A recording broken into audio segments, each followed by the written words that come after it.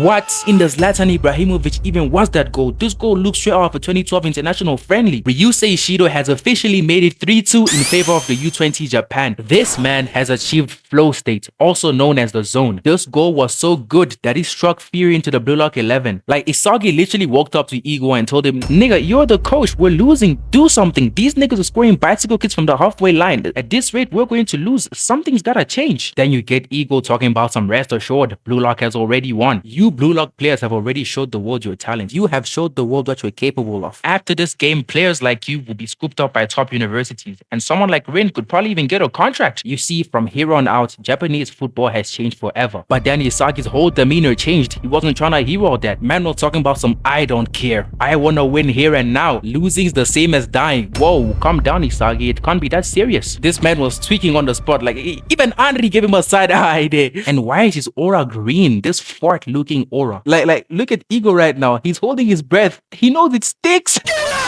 And then Ego thought, you know what? This kid is right. And then he pulled up his trump card, the Joker, the Hungry Lion, Shohei Baro. Man, when I saw him walking out with Utah's black flesh all over his body, I knew he was about to cook. And I also saw the manga. Baro replaces Otoya on the right wing and the game begins. Attack starts with Baro making a run, but the U20 are keeping a close eye on him, so Isagi and Rin keep playing close 1-2s. Rin plays it back to Hayori, and without wasting any time, this man sends a perfect pass to Isagi, but just as he's about to trap it, we just see a black flash. Baro just stole the ball from his own teammate, and then he hits this dude with a type of girls my bro likes. Chopped. And he doesn't stop there. He proceeds to hit Buddha over here with a body feint, had him discombobulated. He gets into shooting position and then black flash. This man is not even part of JJK, but yet he's already hit more black flash than Megumi. Baro takes a shot from a tight spot, hits the bar, and the ball lands on a man who can raise any girl in the 10-mile radius. Yukimiya. Lemillion from My Hero Academia is here to stop him. But Yukimiya gets into the zone, domain expansion, street football, yoga bonito, gassy flavor, all combined into one. He body feints to the left and dashes right, but Mario's got some quick acceleration, so he caught up to him. Yuki hit a bootleg rakat, la croqueta, and used nagi as bait. This flow state really gave him a massive boost because he beat Hayate, duped the father, and then he hit a gyro shot around Mario. At first it looked like he skied it, but then he started curling back in. He really looked at the ball and said, "Yeah, it's GG's, I've scored." But then out of nowhere, Oliver Aiku makes the save. Oh my days, this guy. Like what is the point of having a goalkeeper when you have this guy? The score would have already been 5-3 if they didn't have this guy. This man is a defensive giant. Like, he's up there with the Great Wall of Basing Say. The loose ball is still up, and this man Aiku, coming from saving the goal, goes up and clears it before anyone else can reach it. Ladies and gentlemen, Aiku has entered flow state. Dang. Flipping everybody entering flow state except for the main cast. So we get a backstory about Oliver Aiku, and it turns out this man is basically the Aoashi of Blue Lock. He used to be a surface striker, and then they forced him to be a team player, and then he got bored of being a striker and decided to become a center back. So we get back to the game, and Oliver Aiku has just discovered his domain expansion, and he's really giving me Tony Stark vibes. Jarvis, scratch my balls. Rin is moving like Neymar, dribbling past everyone, but this man Aiku, on some Tony Stark timing, begins calculating all possibilities. And wait, is that Metavision? This man Aiku has been ahead of the game. So Rin hits him with a drag back into a roulette, but Aiku is not phased because he puts his body on the way, stopping Rin from going the way he wants. He calculates the best side for Rin to go, 70 on the right and 30 on the left, and he gambled it all and dashed for the 30. And this man was really hyped up. Like, look at this smile. He's looking like Bachira in season 1. Aiku has stopped Rin, and the ball landed on Itoshi's side. He looks up at Shido, and Shido begins to make the run. Dang, what a mismatch. My man Reo is not even a center back. Shido is just a better player than Reo overall, and on top of that, he's in the zone. Mismatch of the century. Sai makes a beautiful pass to Shido, and now it's all up to Goromaru to save the team. Shido makes a wonderful volley. Goromaru dives low, but the shot might have had backspin because it starts going up. But when all hope was lost, Goromaru put his palm on the ground and saved it with his leg. Oh my day. That's what I'm talking about. That's why he's playing with me. That's why he's the GOAT. The GOAT. The loose ball is still up, and instead of clearing, this man Reo decides to show off a little bit. Foot stall, instantly kill it.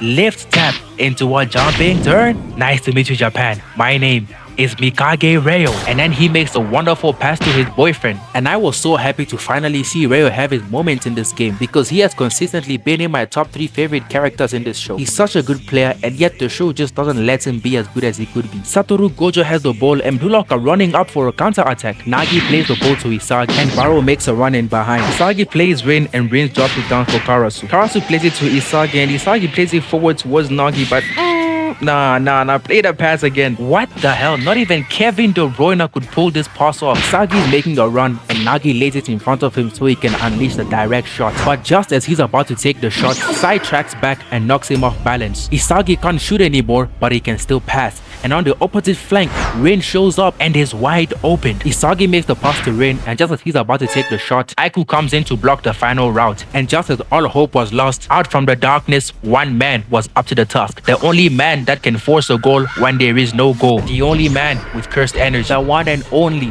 the king, Shohei Baro.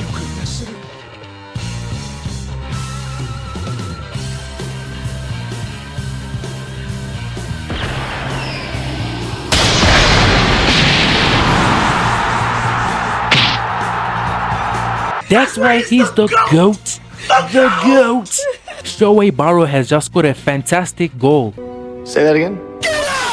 The game restarts and everybody's locked in. Even his nonchalantness himself is finally taking this game seriously. This man hit Isagi with an elastic or through the legs like it was nothing. Then he does an air half turn around Karasu and Baro. Rin comes in with a slide tackle, but he elegantly jumps over it. Body feint to the right, left outside foot, stop the ball, and Yukimiya got chowed. Yes, legs wide open. This man is cooking so much, it's starting to look like a Street Panda video. And the next victim, the second best fanboy, Iori. Itoshi Sai makes a beautiful Trivela pass to Shido, and just as he's about to shoot, this man Rin makes a sacrificial play and puts his head on the line. And look at this man Shido, look at how he's smirking. I guarantee you he did that on purpose. He's been wanting to do that for a long time. Bluelock receives a free kick and Ryo's about to take it. He obviously makes a long pass to his boyfriend and the game restarts. Nagi passes the ball to Isagi. Him and Bachira make a quick 1-2 around Hayate, and finally Bachira's about to cook. I legit forgot this man was even playing. He begins spamming step overs, rainbow flick around Mirio, 360 roulette around their father, and dang, now that I think about it, this father has been getting cooked all game. Coach, stop him out. We need some fresh legs. And now it's the Bachira versus the final boss, Oliver Aiku. He spams step overs in front of Aiku, does a lace lift fake shot into a Rabona over him. What the hell? I can't even explain what he did, bro. He manages to jump over the keeper and get the final touch, and ladies and gentlemen,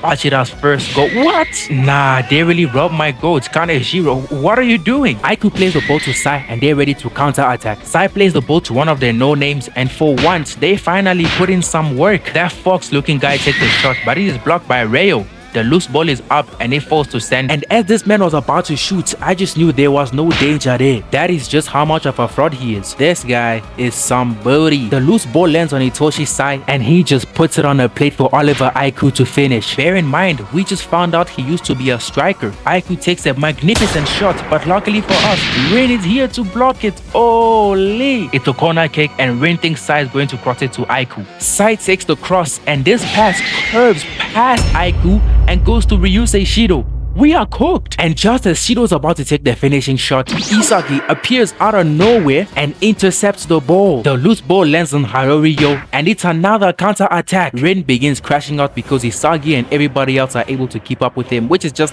such a blue lock thing, because in any other sports anime this would be a positive thing. Teamwork makes the dream work, but not in blue lock. Rin steals the ball from his own teammate and begins to rampage. He proceeds to cook everybody on the U20 defense by forcing them to bring out their biggest strength and crushing them with them. This father is about to bodyweight Rin off the ball, but he shifts his center of gravity and absolutely embarrasses him. But now it's time for the final boss, Oliver Aiku. He begins doing his Tony Stark calculations, and flow state Rin is so cracked that he had Aiku determined that he had zero chance of predicting where he was going to go, until Shido came to help him, and that rose his chances up to 50%. He bets everything on this shot and it turned out to be a fake, but Aiku's got 99 reaction time because he follows the the next shot and barely blocks it, but that little touch was all it took for Rin to hit the bar. 1 minute left on the clock, and this is where Itoshi Sai makes the dumbest decision in this entire game. Sai's got the ball, he dribbles past Isagi, Baro slides with cursed energy around him, and not even that was enough to stop Itoshi Sai. And we all knew Nagi of all people wasn't getting the ball off of Sai. And this is where it happens. It's the 90th minute.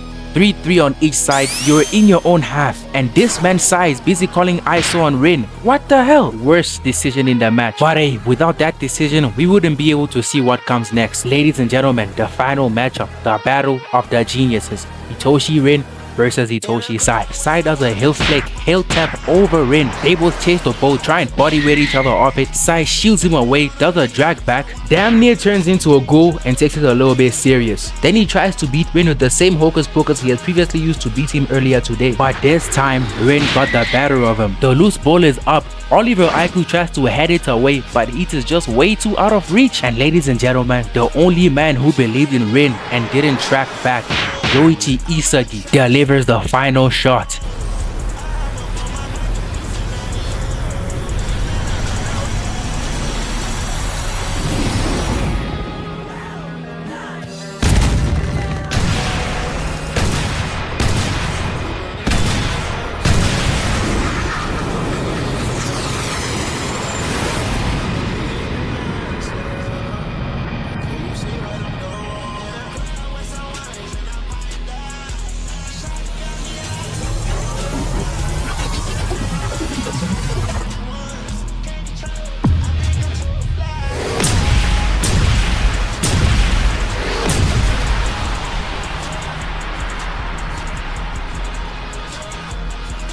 Ladies and gentlemen, Isagi has just won us the game. The ref blows full time and the game's shy. And thank you guys for 6k subscribers. Road to 10k.